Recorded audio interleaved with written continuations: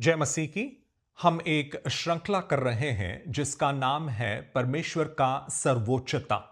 और इस श्रृंखला में यह हमारा तीसरा वीडियो है।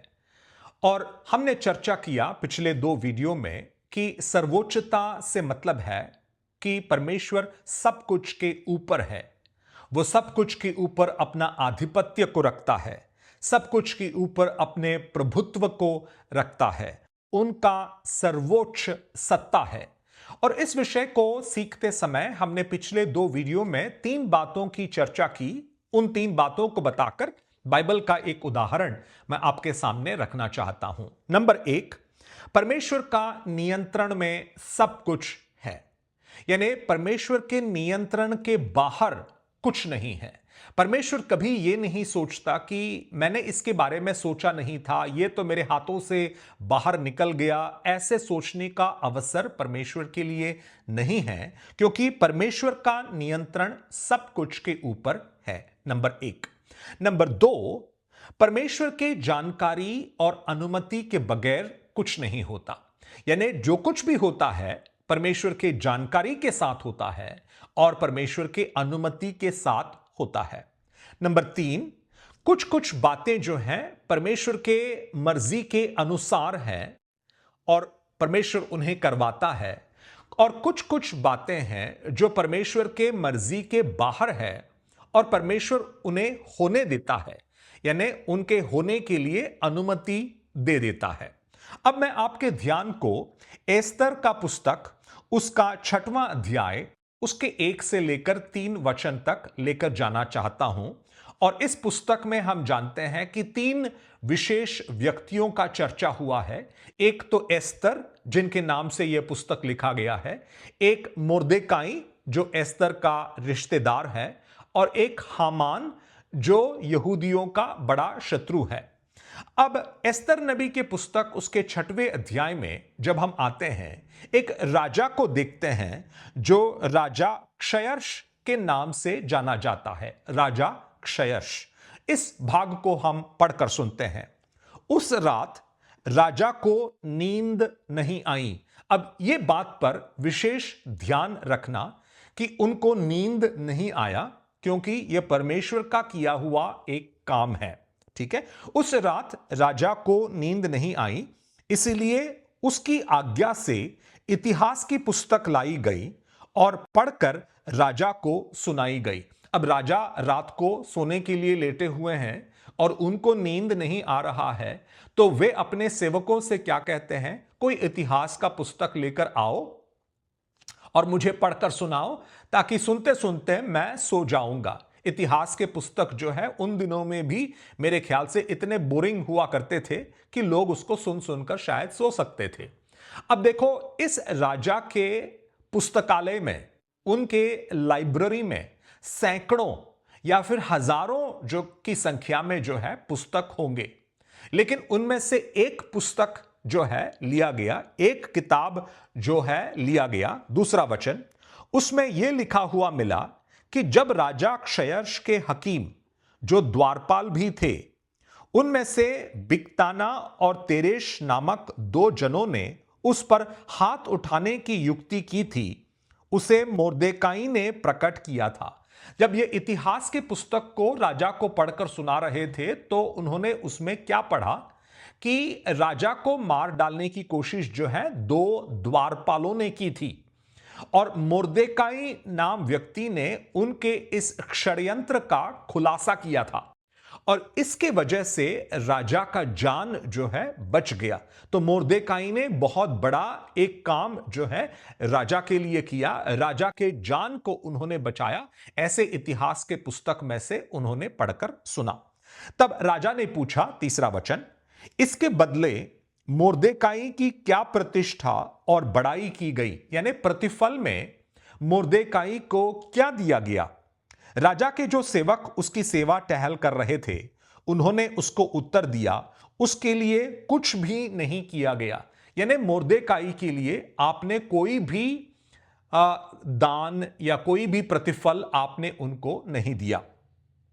अब हो क्या रहा है, जैसे मैंने बताया, मुर्देकाई ने राजा के जान को बचाया और साधारणतः जब इस प्रकार का कार्य होता है, राजा जो है उनको बहुत बड़ा एक प्रतिफल देता है या फिर एक अच्छा पदवी उनको दे सकता है। लेकिन ऐसा कुछ भी यहां पर नहीं हुआ। अब हम सोच सकते हैं कि ऐसा क्यों नहीं हुआ। मुर्देकाई शायद दुखी भी हुए होंगे, नाराज भी हुए होंगे कि जो मैंने किया उसके प्रतिफल में मुझे कुछ नहीं मिला। लेकिन मैं समझता हूं कि इसमें भी परमेश्वर का हाथ था और मैं उसको समझाने की कोशिश कर रहा हूं। देखो, उस रात को या उसके पहले वाले दिन हामान जो यहूदियों का शत्रु था, वे मुर्देकाई को मार डालने का षड्यंत्र रच रहे थे। यानी 5वें अध्याय में, इस अध्याय के पहले वाले अध्याय में हामान जो है मुर्देकाई को मार डालने का षड्यंत्र रच रहे थे। उन्होंने एक फांसी भी बनाकर रखा था और अगले दिन वे राजा से आकर अनुमति मांगकर इस मुर्देकाई को फांसी पर चढ़ाने वाले थे। अब इस रात को देखो, पहले वाले दिन 5वें अध्याय में मुर्देकाई को फांसी पर चढ़ाने का षड्यंत्र हामान ने बनाया और 6वां अध्याय जब हम शुरू करते हैं तो हम पढ़ते हैं कि राजा को नींद नहीं आई। मैं समझता हूं कि उनके नींद को उड़ा डालने वाला परमेश्वर स्वयं थे और परमेश्वर ने उनको प्रेरित किया कि उनके अनेक किताबों में से एक किताब को निकालकर वे पढ़ें। तो अनेक किताब थे, कोई भी किताब को उठाकर वे पढ़ सकते थे, लेकिन एक वो किताब उठाया गया जिसमें मुर्देकाई के इस विषय के बारे में लिखा गया था और मैं समझता हूं कि इसमें भी परमेश्वर का हाथ था।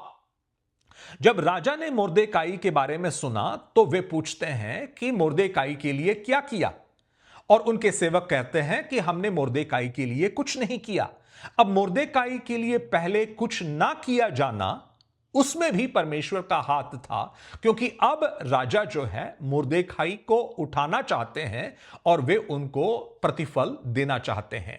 और अगले दिन जब हम आगे के आयतों को पढ़ते हैं, हामान जैसे ही राजा की उपस्थिति में आते हैं, राजा उनसे पूछते हैं कि एक व्यक्ति को मैं आदर देना चाहता हूं, उस व्यक्ति के लिए मैं क्या करूं। और हामान जो है एक बड़ा लिस्ट बताता है कि ऐसा होना चाहिए, वैसा होना चाहिए, वैसा होना चाहिए इत्यादि। वे सोच रहे थे कि यह सब कुछ जो है मेरे लिए वे करने वाले हैं। यह सब कुछ बताने के बाद राजा ने हामान से कहा कि जो कुछ भी तूने कहा जाकर मुर्देकाई के लिए कर। यानी जिस मुर्देकाई को मार डालने का कोशिश हामान कर रहे थे, उसी हामान के हाथों मुर्देकाई का जो है बड़ा आदर और सम्मान जो है पूरे राज्य में होता है और मुर्देकाई एक ऊंचे पदवी की तरफ लाए गए, ऐसे हम यहां पर देख सकते हैं। तो मेरा कहने का तात्पर्य यह है कि एक परमेश्वर का दास मुर्देकाई उनके शत्रु के द्वारा मार डाला जाने वाला था। उनके किए हुए एक अच्छे कर्म के लिए जो प्रतिफल उनको पहले मिलना था वो मिला नहीं था, और जो अगले दिन को मारा जाने वाला था उसके पहले वाले रात को राजा की नींद उड़ जाती है। अनेक पुस्तकों में से एक पुस्तक उठाया जाता है, उसमें मुर्देकाई के बारे में वे पढ़ते हैं और अंत में मुर्देकाई को आदर देने का वो निर्णय राजा बनाते हैं और इस प्रकार हामान के षड्यंत्रों से मुर्देकाई बचाए जाते हैं और राजा के द्वारा वे बड़े आदर को प्राप्त कर कर पूरे राज्य में वे उठाए जाते हैं। तो इसमें पूरा जो है परमेश्वर का हाथ, परमेश्वर का अदृश्य हाथ जो है इन सारे कार्यों के पीछे हो रहा है। परमेश्वर अपने दास को बचा रहा है, परमेश्वर अपने दास को उठा रहा है, परमेश्वर अपने दास को आदर दे रहा है, इत्यादि इत्यादि। प्रियो, कभी कभी हमारे जीवन में भी मुर्देकाई के समान हम सोच सकते हैं कि जो प्रतिफल के लिए मैं योग्य था, या जिस प्रमोशन के लिए मैं योग्य था, या फिर जो आदर या सम्मान मुझे मिलना चाहिए था वो मुझे नहीं मिला, ऐसे सोचकर हम दुखी हो सकते हैं। लेकिन मैं आपको समझाना चाहता हूं कि हमारे जीवनों का समय जो है, the timings of our life, हमारे जीवनों का समय जो है परमेश्वर के हाथों में है। परमेश्वर ठीक समय पर मुर्देकाई के लिए राजा के नींद को उड़ा डालता है।